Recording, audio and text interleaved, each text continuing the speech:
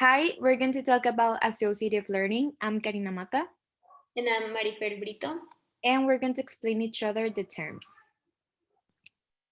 Let's start with operant conditioning. Operant extension is the first term and is the gradual decrease in the response rate behavior learned by reinforcement. And an example could be the situation of a dog. When you ask the dog to perform a trick and does it in a right way, the human gives him a treat, and this will increase the response of its behavior. But if you don't give him the treat, well, the dog will stop doing this action. The next one is the negative reinforcement. This is the occurrence of behavior is increased by removing a negative stimulus. An example could be whenever you decide to clean up your mess voluntarily, but having in mind to avoid your mom's screaming at you because of your dirt. Well, you are like making another action to avoid the bad action or the negative stimulus. You get it? Yes. Nice. Well, what is punishment? Punishment is a severe or rough treatment, usually the consequence of a bad action. It can be physical or psychological. An example is violence, and it's a common example of a punishment. Also, there is positive reinforcement, which is a stimulus that increases the frequency of a particular behavior using rewards. A great example is when the teachers give us extra points, like bonus on exams. Well, this is the stimulus for us to make a better effort to have more points. And there are two more reinforcers, which is primary and secondary. The primary is the natural reaction to a stimulus, are the result of the evolution of ensure species survival. And an example is when your mouth waters itself whenever you see a tasty food like boneless or spaghetti, and you start tasting it, and your mouth starts watering. That's the first stimulus. And the second one is related to the primary reinforce, and it refers to a situation in which there is a reaction to a stimulus after it being accepted by your mind.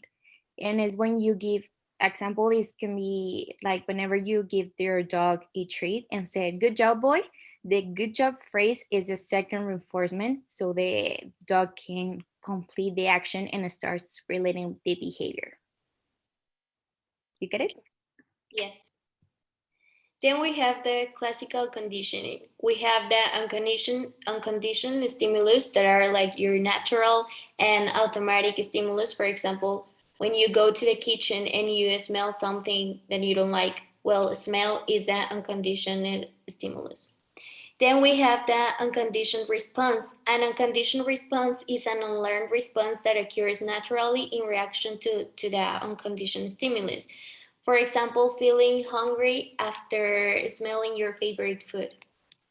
Then we have the neutral stimulus, that it is a stimulus that do not generate a response but does catch your attention. For example, when you hear a microwave, the click of the microwave, well, the beep is not like something um, very interesting, but it captures your attention. Then we have the conditioned stimulus, that is a stimulus that does not generate a response. Then we have the conditioned stimulus, that it is a substitute stimulus that triggers the same response in an organism as an unconditioned stimulus.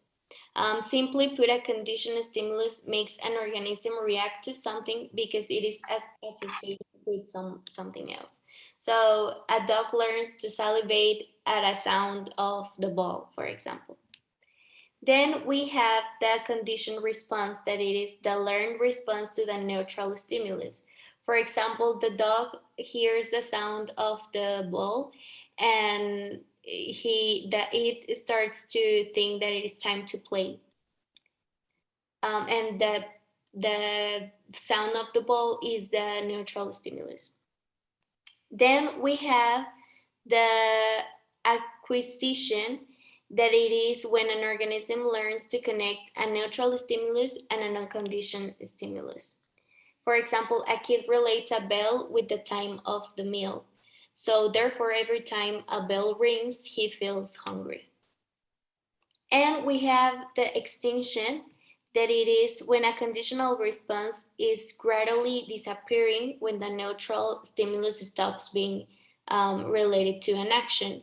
For example, if a dog hears the sound of the ball, but you don't play with the dog, he will start to think, oh, well, it is not time to play anymore. And we have the spontaneous recovery, that it is the recovery of a conditioned response that comes in a weaker way, but still.